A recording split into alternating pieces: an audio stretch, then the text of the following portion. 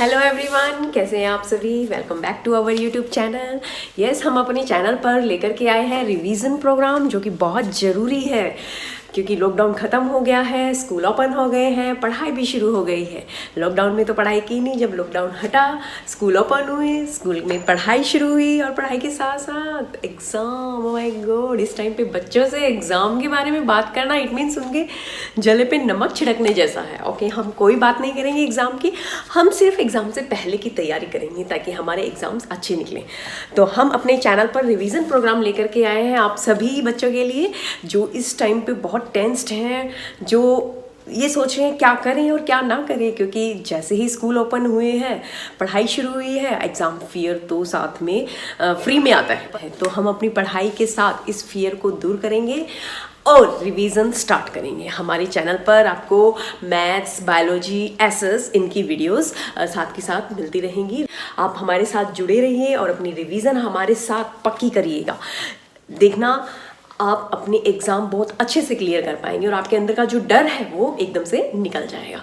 इस रिवीजन में हम डिलीटेड पोर्शन नहीं करेंगे। जो लॉकडाउन में हमारा सिलेबस में से जो टॉपिक हट गए हैं, हम उन पर डिस्कशन नहीं करेंगे क्योंकि हमें अभी एग्ज़ाम्स बहुत अच्छे से देने हैं। तो एग्ज़ाम्स में जो टॉपिक और जो चैप्टर्स आने वाले हैं, हम सब सिर्फ उसी पर ही रिवीजन प्रोग्राम के दौरान फोकस करेंगे। ओके, तो let's start with the class 11th biology. Biology, Chapter 1. Yes, Chapter 1 name is Living World. Okay, Living World, यहाँ पर ये living क्या है, क्योंकि हम बायोलॉजी पढ़ रहे हैं। बायो मीन्स अ लाइफ, तो लाइफ जिस भी ऑर्गेनिज्म में है वो क्या है, लिविंग है। तो हम यहाँ पर लिविंग को कैसे डिफाइन कर सकते हैं? Living things which can move, which can grow, which can reproduce, which can sense surrounding, which has emotions like fear, anger, happiness, sadness. ये सभी करैक्टरिस्टिक्स क्या एक लिविंग ऑर्गेनिज्म को बताते हैं? यस, एक लिविंग ऑर्गेनिज्म को बताते हैं। पर इन लिविंग ऑर्गेनिज्म में कुछ ऐसी करैक्टरिस्टिक्स होती है जो डिफाइनिंग होती है और कुछ ऐसी करैक्टरिस्टिक्स होती है जो नॉन डिफाइनिंग होती है। तो इस वीडियो में हम देखेंगे कि जो लिविंग ऑर्गेनिजम्स की जो करैक्टरिस्टिक्स है, ये करैक्टरिस्टिक्स जो हमें बताती है एक लिविंग ऑर्गेनिज्म के बारे में। जिनमें ये करैक्टरिस्टिक्स होंगी वो लिविंग होंगे और जिनमें नहीं है वो नॉन लिविंग होंगे। ओके, फिर उन करैक्टरिस्टिक्स में से हम देखेंगे कौन सी करैक्टरिस्टिक्स लिविंग डिफाइनिंग है और कौन सी करैक्टरिस्टिक्स नॉन डिफाइनिंग है। ठीक है, हम बहुत सारी करैक्टरिस्टिक्स देखेंगे। तो वो करैक्टरिस्टिक्स क्या है? सबसे पहले कि जो लिविंग ऑर्गेनिज्म है they can grow. Okay, growth is the characteristics of living organism. Yes, तो ग्रोथ हो गया। सेकंड हो गया हमारे पास रिप्रोडक्शन। थर्ड हमारे पास हो गया मेटाबॉलिज्म। फोर्थ हमारे पास हो गया इसमें consciousness means response to stimuli। एक तरह से अवेयरनेस होती है जिसको हम बोलते हैं कॉन्शियसनेस। ओके, तो वैसे तो और भी बहुत सारी करैक्टरिस्टिक्स है लिविंग ऑर्गेनिज्म की, लाइक मूवमेंट, होमियोस्टेसिस,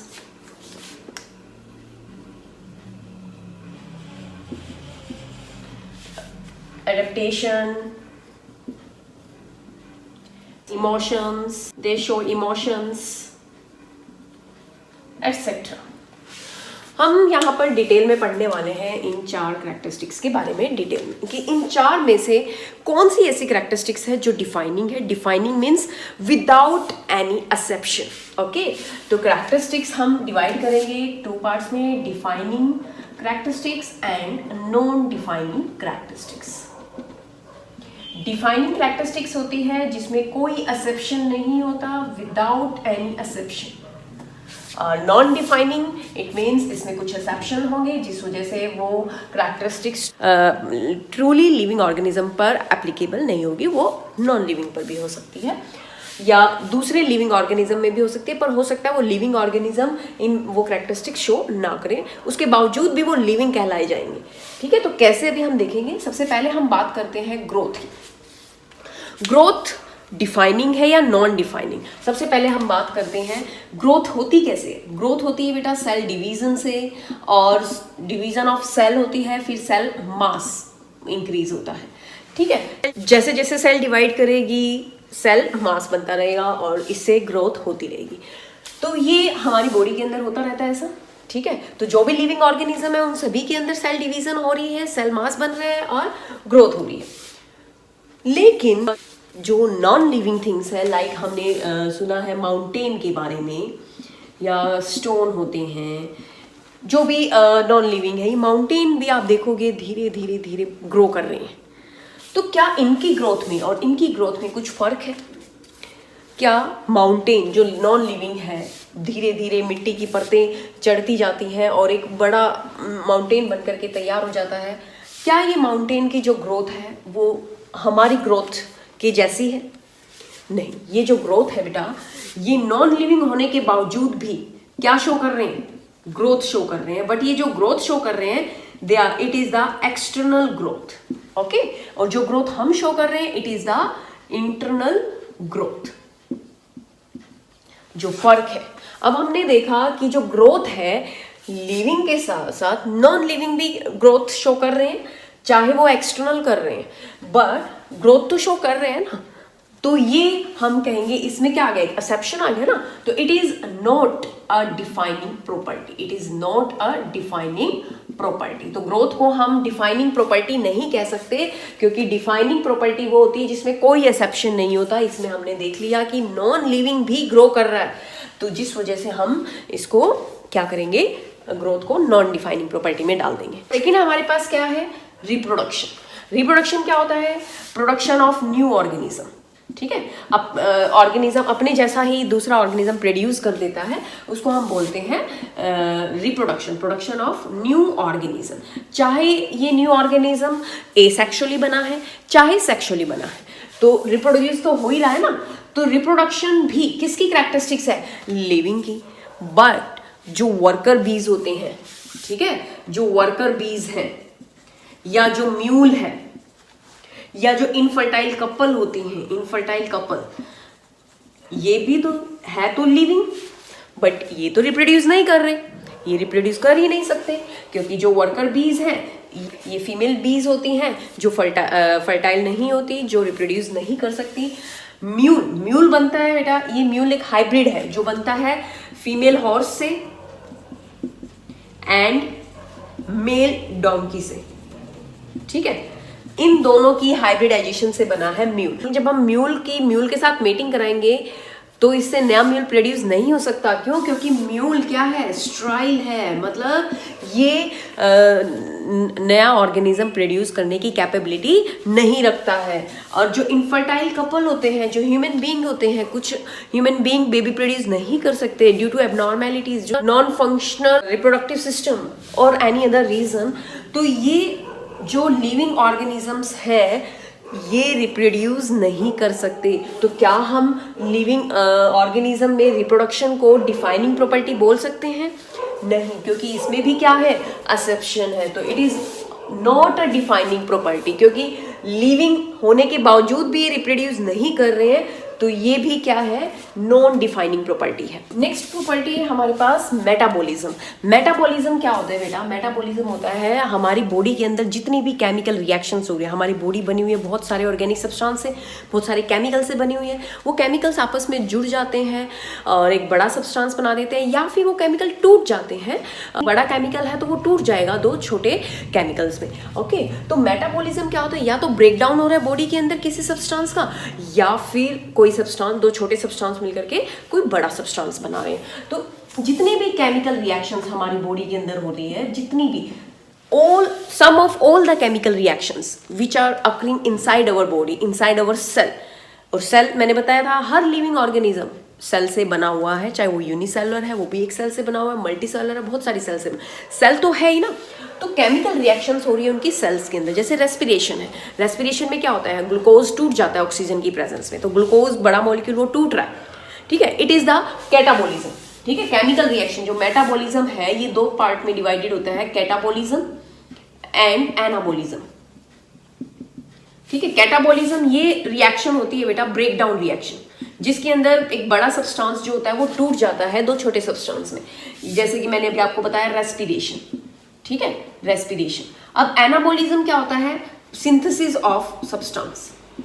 इसमें क्या होता है, कोई भी छोटे सब्सटेंस मिलकर, जैसे बहुत सारे अमीनो एसिड्स मिलकर के एक बड़ा मॉलिक्यूल बना देंगे जिसको बोलते हैं प्रोटीन। तो मेटाबॉलिज्म क्या होता है? चाहे कोई चीज टूट रही है, चाहे कोई चीज बन रही है, वो सभी क्या है? केमिकल रिएक्शंस है, और ये केमिकल रिएक्शंस ही को बोला जाता है मेटाबॉलिज्म। और जो ऑर्गेनिज्म लिविंग होगा, जिसके अंदर सेल होगी, सिर्फ वही मेटाबॉलिज्म शो करेगा। Non living organism metabolism show नहीं करेगा। तो मेटाबॉलिज्म क्या होती है? It is the defining property, it is the defining property of living organism. Okay, कुछ रिएक्शंस होती है जैसे लैब के अंदर होती है, बट वो रिएक्शंस को हम बायोलॉजिकल रिएक्शंस बोलते हैं या ट्रू रिएक्शंस बोल सकते हैं। ठीक है। इन विट्रो, इन विट्रो का मतलब होता है जो बॉडी के अंदर ना हो करके बॉडी से बाहर हो रही है, ऐसी रिएक्शंस होती है in vitro reactions. Next property है हमारे पास कॉन्शियसनेस। कॉन्शियसनेस मतलब अवेयरनेस, आप कितने अवेयर हो अपनी सराउंडिंग को लेकर के, या बाहर कोई भी ऐसी चीज के टच में अगर आप आते हैं तो आप कैसे रिस्पॉन्स करते हैं। दुनिया में जितनी भी लिविंग ऑर्गेनिज्म है वो किसी ना किसी तरीके से रिस्पॉन्स दे रहे हैं। जैसे टच मी नॉट प्लांट है, टच मी नॉट प्लांट को जैसे आप टच करोगे वो रिस्पॉन्स देगा ना, वो एकदम से सिकुड़ जाएगा। ठीक है, जैसे अभी मान लो कोई बच्चा सो रहा है क्लास में, मैं उसको जाके थप्पड़ लगा दूं तो एकदम से रिस्पॉन्स देगा ना। तो इस तरह का जो रिस्पॉन्स है, बाहर ठंड आ रही है, हम ठंड के अकॉर्डिंग कपड़े पहनना शुरू कर देते हैं, गर्मी आ रही है, गर्मी के अकॉर्डिंग कपड़े पहनना शुरू कर देते हैं, और ये सारे जो रिस्पॉन्स हम दे रहे हैं सराउंडिंग को, इनको हम बोलते हैं रिस्पॉन्स टू द स्टिमुलाई और अवेयरनेस और कॉन्शियसनेस। ह्यूमन के पास सेल्फ कॉन्शियसनेस की प्रॉपर्टी होती है। तो कॉन्शियसनेस हर लिविंग ऑर्गेनिज्म के अंदर है। जो भी लिविंग है वो अपने चारों तरफ जो भी चीजें हो रही है उसको रिस्पॉन्स देगा ही देगा। ठीक है, क्योंकि हमारे अंदर रिस्पॉन्स देने के लिए क्या होते हैं? सेंस ऑर्गन्स होते हैं। हर लिविंग ऑर्गेनिज्म किसी ना किसी तरीके से हमारी सराउंडिंग को रिस्पॉन्स दे रहा है। तो ये कॉन्शियसनेस क्या हो गया? It is also the defining property, defining property of the living organism. ये चार कैरेक्टरिस्टिक्स हैं बेटा। इन चार में से जो ये दो कैरेक्टरिस्टिक्स है, ग्रोथ एंड रिप्रोडक्शन, इसमें एक्सेप्शन है, जिस वजह से ये नॉन डिफाइनिंग प्रॉपर्टी है। दो जो लास्ट की प्रॉपर्टी है, मेटाबॉलिज्म, कॉन्शियसनेस, ये डिफाइनिंग प्रॉपर्टी है। ये सिर्फ और सिर्फ ये हर लिविंग ऑर्गेनिज्म शो करेगा, इसमें कोई एक्सेप्शन नहीं है। तो they are the defining property. ये पूरी तरह से डिफाइन कर रही है एक लिविंग थिंग को या लिविंग ऑर्गेनिज्म को। तो कैरेक्टरिस्टिक्स ऑफ लिविंग ऑर्गेनिज्म के बाद हम नेक्स्ट टॉपिक जो करने जा रहे हैं उसका नाम है बायोडाइवर्सिटी। बायोडाइवर्सिटी क्या होता है बेटा? Bio means living organism. ठीक है, लिविंग, कोई भी लिविंग थिंग, उसके अंदर डाइवर्सिटी इन लिविंग ऑर्गेनिज्म और लिविंग वर्ल्ड। अभी डाइवर्सिटी क्या है? It is the variations. ठीक है, वेरिएशंस हमारी सराउंडिंग में, हमारे वर्ल्ड पे, हमारे अर्थ पे कितने सारे लिविंग ऑर्गेनिजम्स हैं। आप देखोगे बर्ड्स की कितनी स्पीसीज हैं, फ्लावर्स की कितनी स्पीसीज हैं, प्लांट्स कितने सारे हैं, एनिमल्स कितने सारे हैं, loads of species you can see on our earth. तो ये सारी क्या है? ये सारी मिलकर के बनाती है डाइवर्सिटी। ये सारी एक दूसरे से अलग अलग है, जितने भी प्लांट्स हैं सब अलग हैं। इवन आप मैंगो प्लांट देखोगे, उसकी इतनी सारी वराइटीज़ है, सभी वराइटीज़ अलग अलग है। कितने तरह के आम आपने खाए होंगे, आप देखो कितनी वेरिएशंस है। तो एक प्लांट की भी अगर हम बात करें, उस प्लांट की वैरायटीज बहुत सारी हैं। जैसे राइस है, राइस की भी बहुत सारी वैरायटीज है, मैंगो की है। तो ये होती है हमारी बायोडाइवर्सिटी। अब इतने सारे लिविंग ऑर्गेनिजम्स को हम कैसे आइडेंटिफाई करेंगे? ठीक है, तो जितनी भी लिविंग ऑर्गेनिज्म है उनकी क्लासिफिकेशन की गई है। किसके बेसिस पर? क्लासिफिकेशन क्या होता है? ग्रुपिंग, क्लासिफाई करना, grouping of living organism on the basis of similarities and dissimilarities या differences हम बोल सकते हैं। ठीक है, जितने भी लिविंग ऑर्गेनिज्म हैं उनकी क्लासिफिकेशन बहुत ज़रूरी है, क्योंकि बहुत सारे लिविंग ऑर्गेनिज्म ऐसे हैं जो आपस में कैरेक्टरिस्टिक्स, कॉमन कैरेक्टरिस्टिक्स शेयर करते हैं। कुछ ऐसे ऑर्गेनिज्म है जो बिल्कुल ही डिफर हैं, तो हम क्या करते हैं? उनके ग्रुप बना देते हैं। जो ऑर्गेनिज्म कुछ सिमिलर है उनको एक ग्रुप में रख देंगे, जो डिफरेंट है उनको दूसरे में, और डिफरेंट है उनको तीसरे में। इस तरह से हम बहुत सारे ग्रुप बना देते हैं उन लिविंग ऑर्गेनिज्म की कैरेक्टरिस्टिक्स के बेसिस पर। ठीक है, तो क्लासिफिकेशन बहुत ही जरूरी है। क्यों जरूरी है क्लासिफिकेशन? क्योंकि ये हमारी स्टडी को क्या बना देती है? Make our study easier.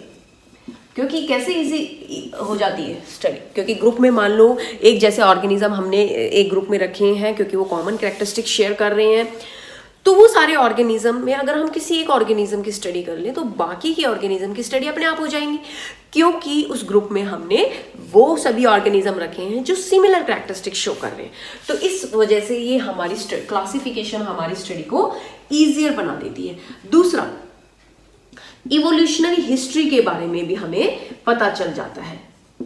Evolutionary history या जो एंसेस्टर थे उन 10 के 10 मान लो ग्रुप में 10 ऑर्गेनिज्म है, तो उन 10 के 10 ऑर्गेनिज्म के जो एंसेस्टर्स रहे होंगे उनका जो इवोल्यूशन हुआ होगा वो सारा सेम रहा होगा, तो हमें इवोल्यूशनरी हिस्ट्री के बारे में भी पता चल जाता है। तो ये हो गया बेटा क्लासिफिकेशन के एडवांटेजेस की क्लासिफिकेशन क्यों जरूरी है।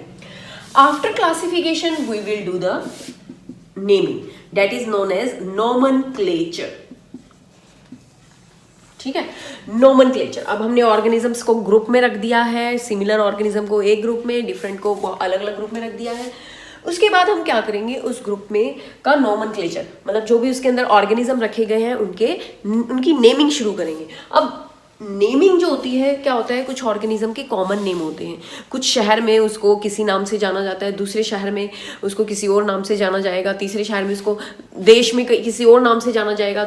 तो इससे क्या होगा, एक कंफ्यूजन आ जाएगा कि किसके बारे में बात कर रहा है। हम हरियाणा वाले हैं, हम हरियाणा में स्वीट पोटैटो को शकरकंदी बोलते हैं।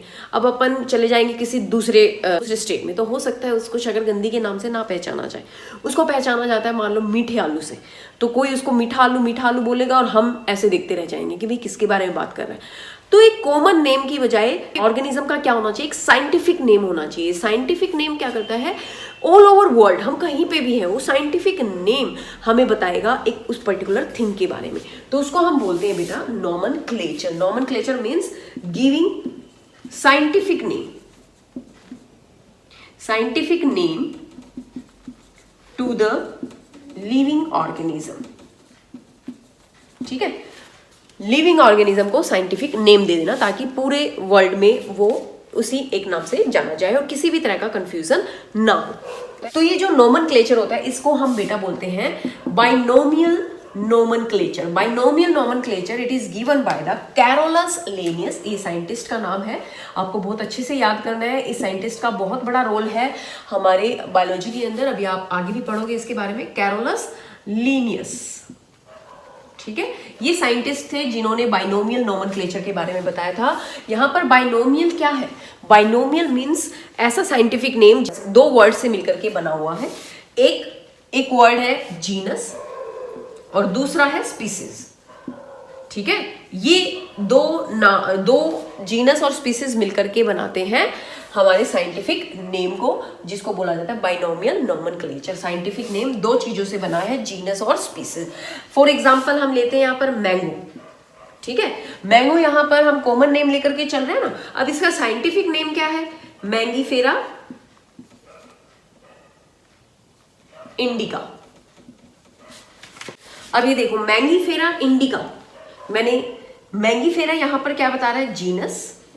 ठीक है, और इंडिका यहां क्या बता रहा है, स्पीसीज।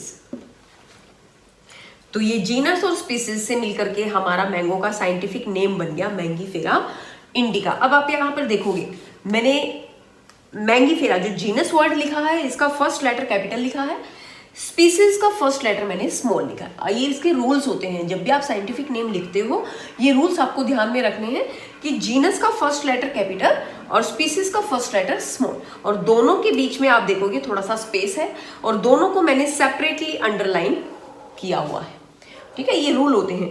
अगर आप इसको इटैलिक्स फॉर्म में लिखते हैं तो आपको अंडरलाइन करने की जरूरत नहीं है, लेकिन आप इसको अपनी हैंड रिटन जो कि आपकी राइटिंग है उस हिसाब से लिखते हैं तो अब इसको अलग से आपको अंडरलाइन करना पड़ेगा। तो ये होता है तरीका। जैसे मैं एक एग्जांपल और दे रही हूँ आपको लायन का, इसका नेम है पैंथरा लियो। देखो इसमें मैंने दो वर्ड लिखे हैं, ये पहला जीनस दूसरा स्पीसीज, दोनों को मैंने सेपरेटली अंडरलाइन किया हुआ है। जीनस का फर्स्ट लेटर मैंने कैपिटल लिखा है, स्पीसीज का फर्स्ट लेटर मैंने स्मॉल लिखा है। ठीक है, दोनों को अलग अलग से अंडरलाइन किया हो। इस तरह से आप ह्यूमन बीइंग का जैसे होमोसेपियंस, गोरिल्ला का जैसे गोरिल्ला है, तो बहुत सारे साइंटिफिक नेम है वो इसी तरीके से लिखे गए हैं। तो साइंटिफिक नेम क्या जो देते हैं उसको बोलते हैं बाइनोमियल नोमेनक्लेचर। बाइनोमियल यानी कि दो नाम से जाना जाता है वो जीनस और स्पीसीज से। तो ऑल ओवर द वर्ल्ड एक साइंटिफिक नेम चलता है एक ही लिविंग ऑर्गेनिज्म का, तो उससे हम हमारी स्टडी को आसान बना सकते हैं। तो ये हो गया बेटा यहाँ पर साइंटिफिक नेमिंग के बारे में। तो ये थोड़ा सा बेसिक आप जरूर अपना पढ़ें, और नेक्स्ट वीडियो में हम नेक्स्ट टॉपिक करेंगे। तब तक के लिए आप इन टॉपिक्स को ध्यान से पढ़ें।